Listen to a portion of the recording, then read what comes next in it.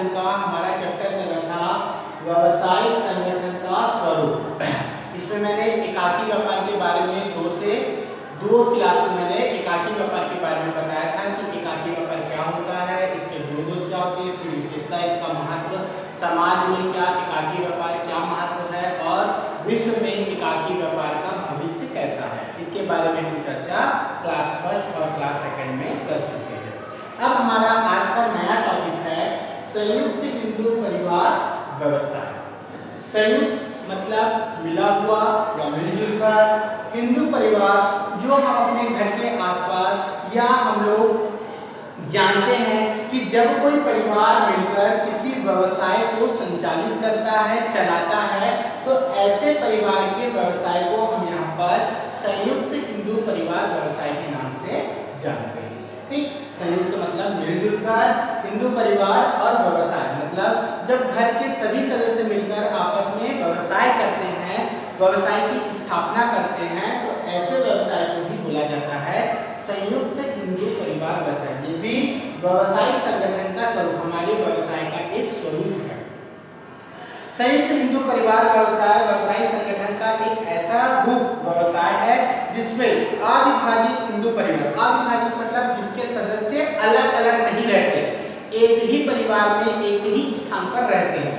हिंदू परिवार के सभी सदस्य मुखिया के नियंत्रण में व्यापार करते हैं। मतलब जहां पर एक मुखिया होगा, हिंदू परिवार व्यवसाय में एक मुखिया होगा,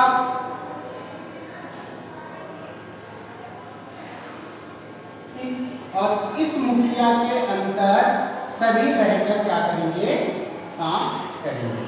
तो ऐसे परिवार को ही बोला जाता है। जैसे मुखिया हो गया तो इसमें A B C D E और एफ।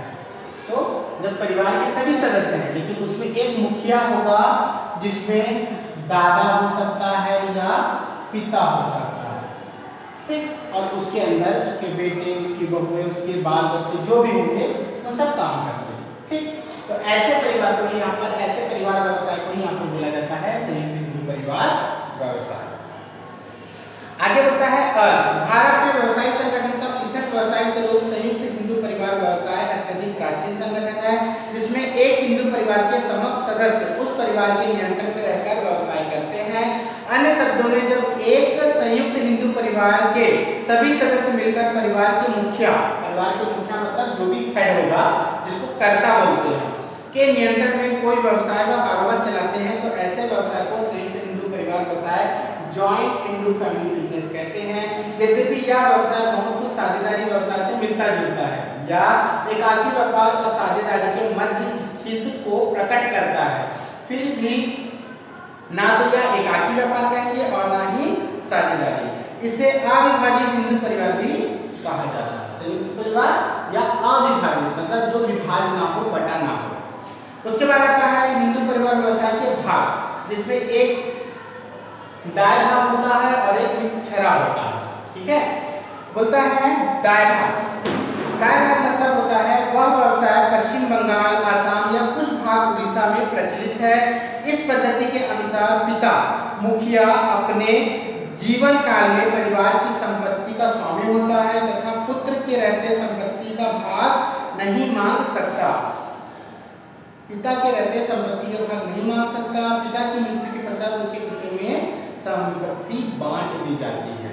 मतलब दाय भाग का मतलब होता है ऐसा परिवार, मतलब ये ऐसा दाय भाग ये आपको किस क्षेत्र में देखने को मिलेगा, तो पश्चिम बंगाल, आसाम के कुछ भाग और उड़ीसा के कुछ क्षेत्रों में ये ऐसा परिवार देखने को मिलेगा जहां पर एक मुखिया होगा, वहां पर जो लोगों का व्यवसाय होता है वहां पर एक मुखिया होता है जो पिता या दादा होता है, उसके अंडर में जितने भी बच्चे या जितने भी लोग काम करते हैं उसके परिवार के, वो अपने पिता के रहते संपत्ति का बंटवारा नहीं कर सकते।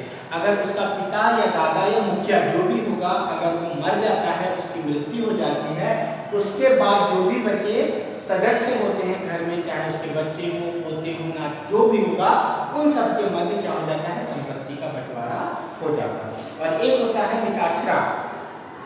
पश्चिम बंगाल, उड़ीसा, आसाम को छोड़कर शेष भारत में मिताक्षरा प्रणाली लागू है। यह हिंदू परिवार लोकप्रिय व्यवसाय में पिता के जीवित रहते ही उस संपत्ति पर आगे 3 पीढ़ी का अधिकार हो जाता। तो ऐसी पिता नहीं हो तब संपत्ति का बंटवारा हो तो दाय भाग होता है। और मिताक्षरा का मतलब होता है जहां पर पिता रहते हुए भी संपत्ति का बंटवारा अगले 3 पीढ़ी तक हो जाएगा, दादा, फिर उसका बेटा, फिर उसका बेटा, फिर उसका बेटा, अर्थात 3 पीढ़ी तक उस संपत्तियों का बंटवारा हो जाता है या अधिकार प्राप्त हो जाता है।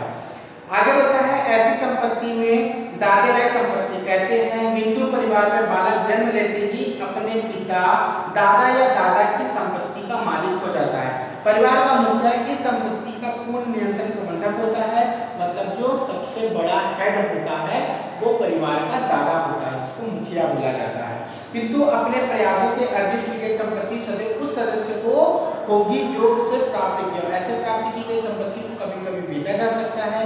इस परिवार में सदस्य चाहे किसी भी संपत्ति पर अपना भाग ले बंटवारा कर सकता है। अगर परिवार का सदस्य चाहता है कि मेरे को संपत्ति का बंटवारा मिल जाए तो वो किसी भी वक्त जो भी बंटवारा चाहेगा वो मुखिया से अपना हिस्सा मांगकर अपना बंटवारा या अपना हिस्सा प्राप्त कर जा सकता है।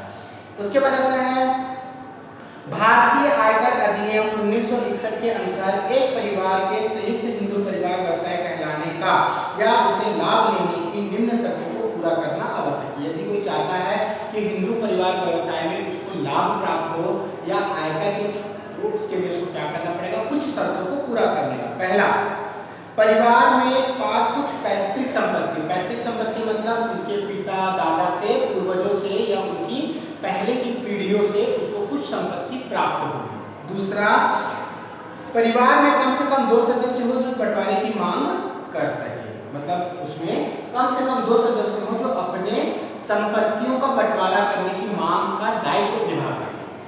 परिवार के मुखिया का उत्तरदायित्व असीमित होता है तथा शेष सदस्यों का दायित्व उसकी संपत्ति अनुपात तक सीमित रहता है। परिवार के मुखिया का निर्णय सभी को मान्य होता है, फिर भी मुखिया को यह अधिकार नहीं होता कि परिवार की संपत्तियों का दुरुपयोग करे। दुरुपयोग करने पर वह उत्तरदायित्व ठहराया जाएगा। अगर संपत्ति कुछ है तो उस संपत्ति पर पूरा का पूरा अधिकार मुखिया का होगा। इनका तो अधिकार बंटवारे तक होगा किंतु पूरा अधिकार मुखिया का होगा। तो मुखिया अपनी संपत्ति का दुरुपयोग नहीं कर सकता। अगर ऐसा स्थिति होती है तो पूरा का पूरा दायित्व किसका होगा, मुखिया का, कर्ता का होगा।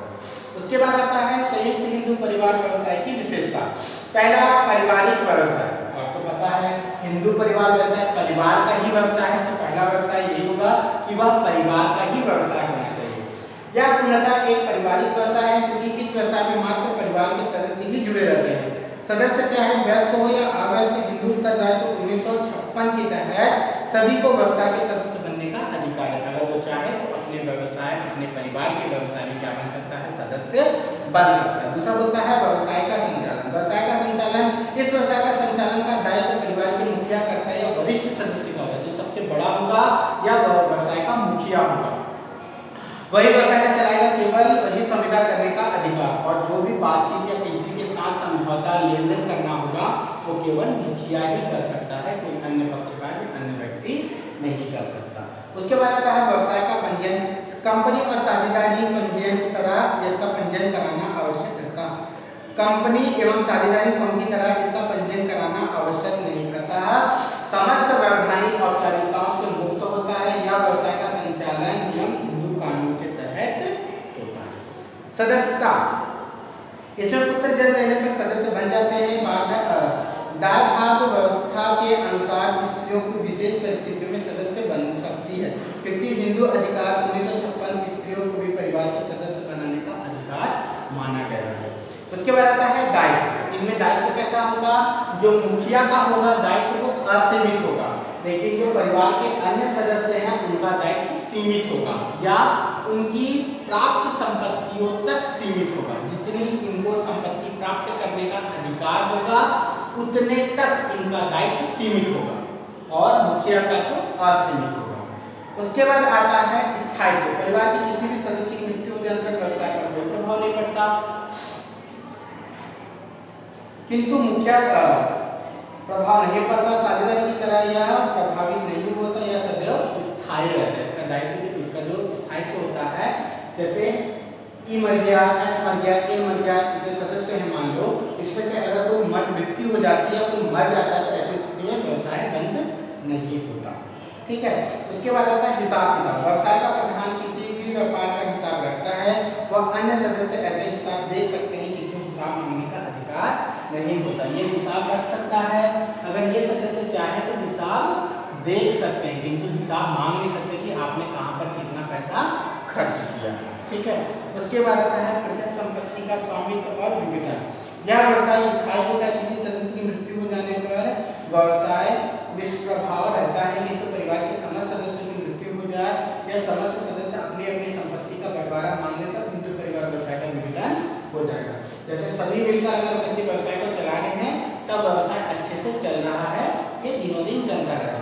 अगर किसी सदस्य की मृत्यु हो जाए तो भी व्यवसाय चलता रहेगा, किंतु अगर सदस्य चाहे अपना अपना संपत्ति का भाग या अपना अपना हिस्सा मांगकर बंटवारा कर ले तब ये व्यवसाय क्या हो जाएगा, बंद हो जाएगा। उसके बाद आता है संयुक्त हिंदू परिवार व्यवसाय के गुण और दोष। पहला बोलता है गुण में वैधानिक शिष्टाचार से मुक्त। एकाकी व्यापार की भांति संयुक्त हिंदू परिवार व्यवसाय का स्थापना भी बिना किसी वैधानिक शिष्टाचार के किया जाता है, चाहे वह प्रारंभ किया जा सके या वित्तीय साझेदारी कंपनी की स्थापना करते समय वैधानिक शिष्टाचार की आवश्यकता होती है। मतलब अगर कोई हिंदू परिवार व्यवसाय का प्रारंभ करना चाहता है तो एकाकी व्यापार की तरह वो अपना व्यवसाय को प्रारंभ कर सकता है। कंपनी और साझेदारी की तरह उसको बहुत सारी कागज प्रपत्र या औपचारिकता को पूरा करने की आवश्यकता नहीं पड़ती। व्यवसाय की स्वतंत्रता। एकाकी व्यापार की भांति संयुक्त हिंदू परिवार व्यवसाय के कर्ता का व्यवसाय चुनाव करने में पूर्ण नियंत्रण, वो चाहे तो कोई भी व्यवसाय चुन सकता है, इसके लिए स्वतंत्र है। निर्णय लेने में स्वतंत्रता। एकाकी व्यापार की तरह ये निर्णय लेने में भी स्वतंत्र है। संचालन एवं प्रबंध सुविधा, ग्राहकों से सीधा संपर्क, कर्मचारियों की घनिष्ठ संबंध, मितव्ययिता, ऋण लेने में सुविधा, पैतृक ख्याति का लाभ। पैतृक ख्याति का लाभ क्या होता है, जैसे कोई पिता है, पिता अपना व्यवसाय चला रहा था, पिता व्यवसाय चला रहा था, पिता की मृत्यु हो गई तो उसका बेटा बैठने लगा, उसके व्यवसाय को चलाने लगा, तो जो पिता का नाम जितना फेमस था उस उतना ही फेमस इसका व्यवसाय, क्योंकि उसकी ख्याति उसको मिल चुकी है। तो पिता मतलब पैतृक मतलब पिता जितना फेमस था उतना ही बेटा फेमस उसके नाम से हो जाएगा।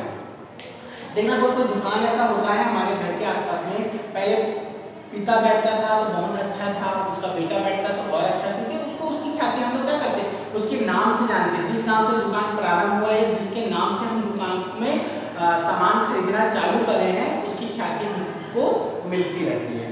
उसके बाद आता है गोपनीयता, सतर्कता, ये सब इसके गुण आते हैं। उसके बाद आता है दोष। इसके दोष है असीमित दायित्व। असीमित दायित्व का मतलब होता है यदि मुखिया का दायित्व असीमित होता है, मुखिया जो होगा उसका दायित्व क्या होगा, असीमित होता, किंतु जो परिवार के सदस्य होंगे इनका दायित्व सीमित होता है। उसके बाद आता है सीमित पूंजी। सीमित पूंजी मतलब व्यापार के जितने भी सदस्य होंगे आपस में मिलकर या व्यापार की संपत्ति जितनी होगी, जितना उनके पास जमा पूंजी होगी, उतना ही पैसा उन लोग क्या कर सकते हैं, व्यवसाय में लगा सकते हैं, उससे ज्यादा उन लोग पैसा नहीं लगा सकते। अगला आता है बड़े व्यवसाय के लिए अनुकूल। अगर व्यवसाय छोटा है तो इसके लिए हिंदू परिवार व्यवसाय बहुत अच्छा है, किंतु अगर व्यापार बड़ा है तो हिंदू परिवार व्यवसाय उसके लिए अनुपयुक्त है। उसके बाद आता है गोपनीयता में संदेह को जन्म। गोपनीयता संदेह को जन्म का मतलब होता है आप अपनी सीक्रेट बातें, गोपनीय बातें अपने तक रहते हो, अपने तक यदि अपनी सीक्रेट बातों को, गोपनीय बातों को रखोगे तो बाहर किसी अन्य व्यक्ति से ऋण प्राप्त करने, पूंजी प्राप्त करने में असुविधा होगी, क्योंकि आप अपनी बातों को दूसरों तक नहीं बताओगे तो दूसरा आपके व्यवसाय में ऋण या पैसा क्यों लगाएगा, क्योंकि आप अपनी स्थिति बताओगे ही नहीं तो आपको ऋण मिलने में असुविधा होती है। उसके बाद आता है उतावले निर्णय। कभी कभी ऐसा होता है कि कुछ स्थिति बन जाती है कि हमको किसी भी बात पर तुरंत निर्णय लेना होता है और मुखिया या जो कर्ता होता है वो परिवार के अन्य सदस्यों से विचार विमर्श नहीं करता, वो जो निर्णय लेगा वो सर्वमान्य होगा, इसलिए वो क्या करता है, मुखिया कोई भी निर्णय ले लेगा। हो सकता है जल्दबाजी में कोई निर्णय में ले लिया हो और जल्दबाजी में यदि कोई निर्णय पर निर्णय लेने के बाद अगर कोई जल्दबाजी में कोई फैसला कर लो तो हो सकता है बाद में उसको पछताना पड़े, इसी को होता है उतावले निर्णय में उतावले निर्णय। और अगला आता है सीमित ख्याति। सीमित ख्याति का मतलब होता है परिवार के जो सदस्य, परिवार की जो ख्याति होती है वो सीमित होती है। पैतृक ख्याति तो इनको मिलती है, पिता के बाद इनको ख्याति का पूरा लाभ मिलता है, किंतु जो ख्याति होती है वो सीमित होती है।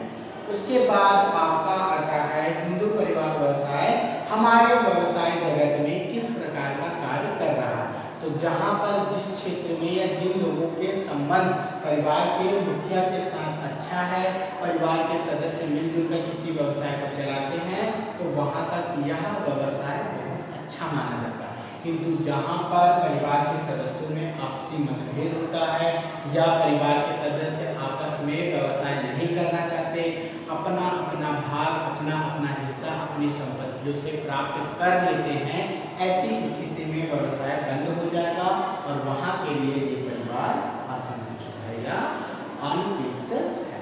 ठीक, ये तो था आपका हिंदू परिवार व्यवसाय, जिसके बारे में थोड़ी सी जानकारी मैं दिया। नेक्स्ट क्लास में हम लोग साझेदारी या भागीदार, जहाँ दो या दो से अधिक व्यक्ति मिलकर किसी व्यवसाय को प्रारंभ करते हैं, जो परिवार के सदस्य नहीं होते, ये हम लोग नेक्स्ट टॉपिक पे पढ़ेंगे कि साझेदारी क्या होता है। ठीक, तो साझेदारी के बारे में हम लोग नेक्स्ट क्लास में पढ़ेंगे। तो जितना मैंने बताया संयुक्त हिंदू